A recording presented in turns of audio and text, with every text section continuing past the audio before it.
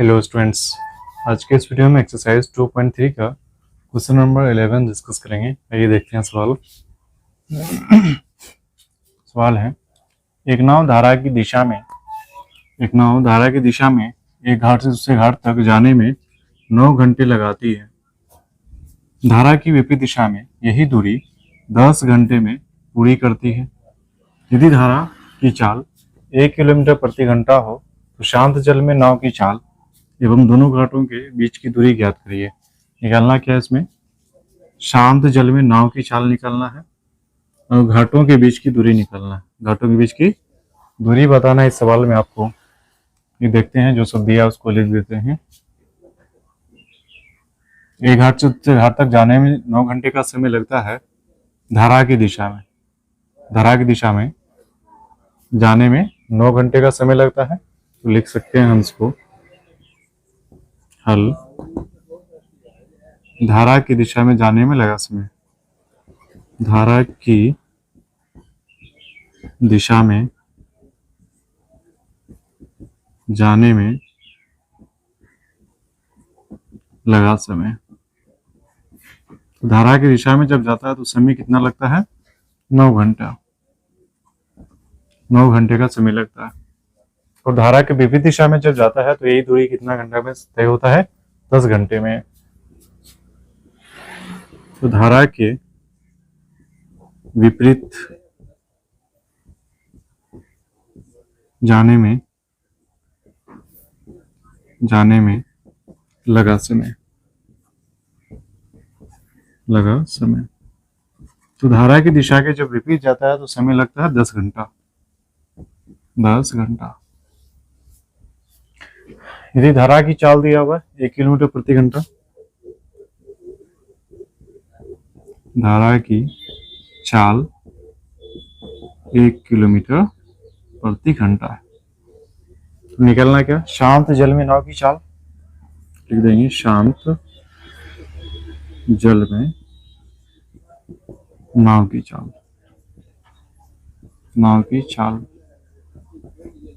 ये निकालना है। और क्या निकालना? दोनों घाटों के बीच की दूरी। दोनों घाटों के बीच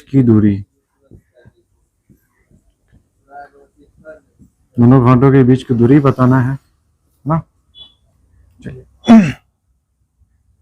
तो नाव और धारा वाला सवाल में जब नाव धारा की दिशा में जाता है तो नाव का जो स्पीड होगा वो बढ़ जाता है। यानी नाव का जो एक्चुअल स्पीड है उसमें धारा का स्पीड क्या हो जाएगा?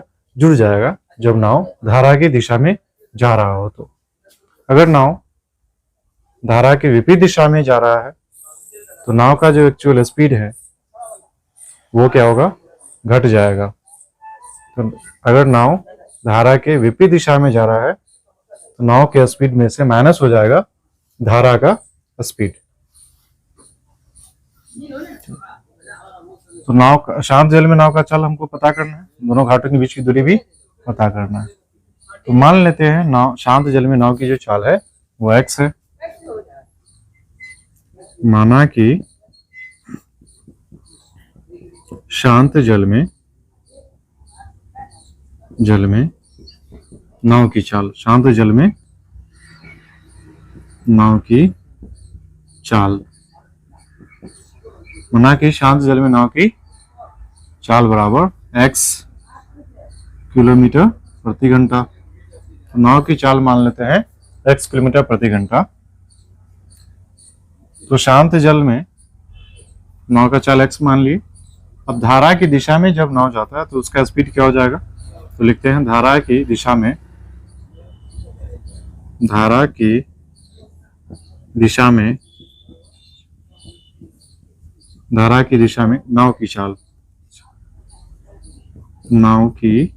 चाल।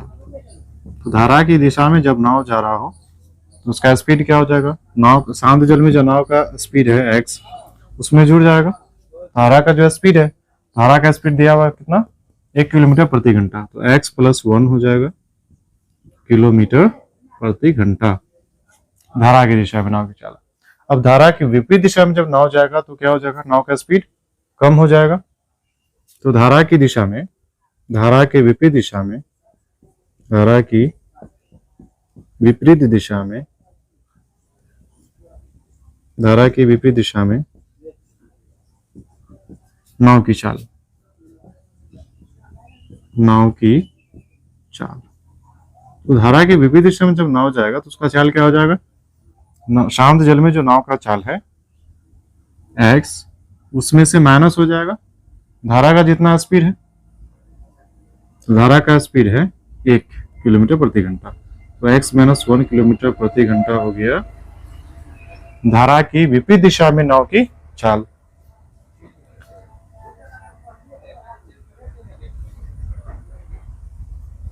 अब हम चाल निकाल लिए हैं नाव का दोनों स्थिति में, और घाटों के बीच की दूरी फाइंड करना है, शांत जल में नाव की चाल फाइंड करना। हम दोनों स्थिति में दोनों घाटों के बीच की दूरी है वो क्या हो जाएगा? बराबर रहेगा। तो धारा के विपरीत दिशा में जाए या धारा की दिशा में जाए, दोनों स्थिति में दोनों घाटों के बीच की दूरी जो है वो सेम ही रहेगा। तो हम दूरी को क्या करेंगे? बराबर कर देंगे। तो दूरी बराबर फॉर्मूला होता है चाल गुना समय। दूरी बराबर फॉर्मूला होता है चाल गुना समय। तो चलिए ऊपर से बोर्ड मिटा लेते हैं।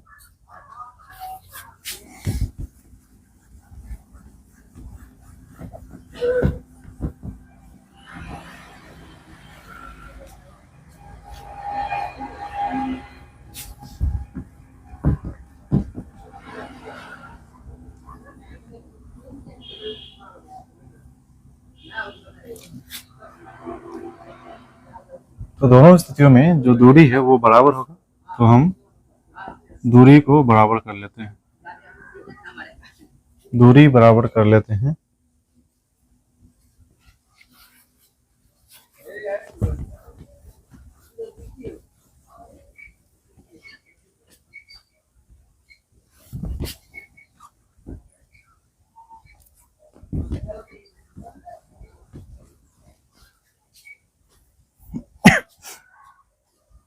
तो दूरी बराबर फॉर्मूला होता है चाल गुना समय। दूरी बराबर चाल गुना समय, ये फॉर्मूला है दूरी का।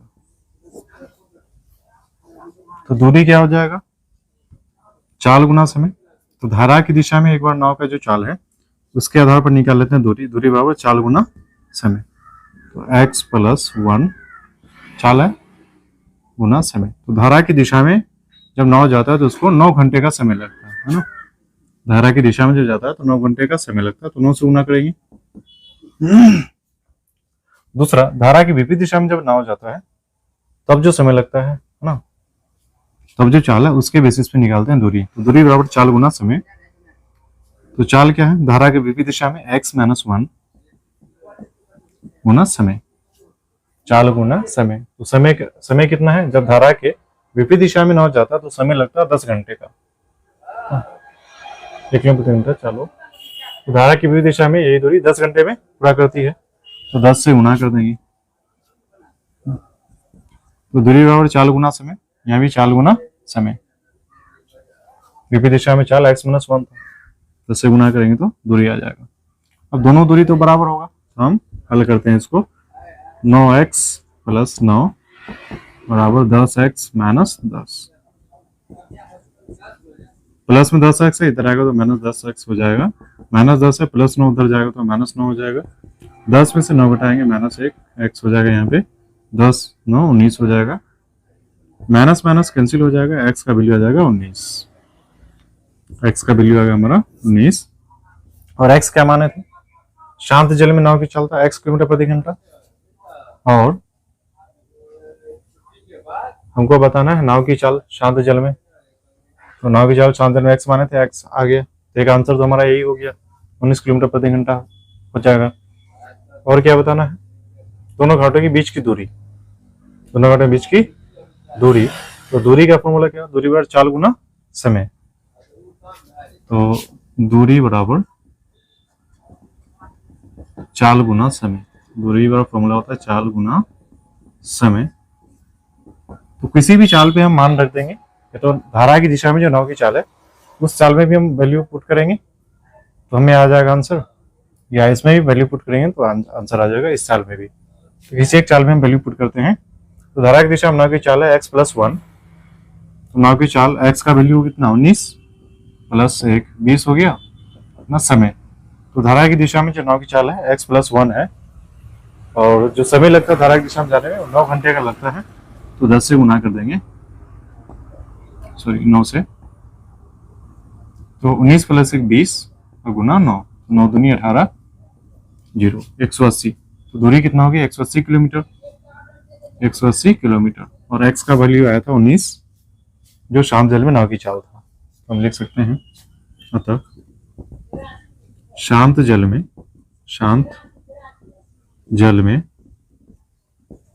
नाव की चाल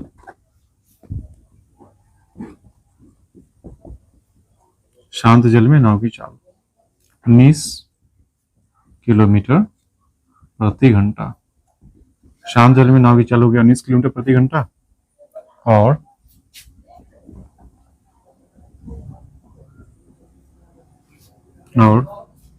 दोनों घाटों के बीच की दूरी कितना हो गया 180 किलोमीटर। दोनों घाटों के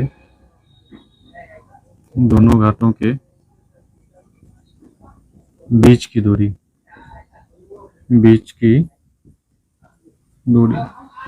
दोनों घाटों के बीच की दूरी 180 किलोमीटर।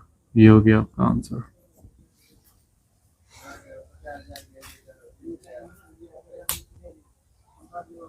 चलिए मिलते हैं नेक्स्ट वीडियो में।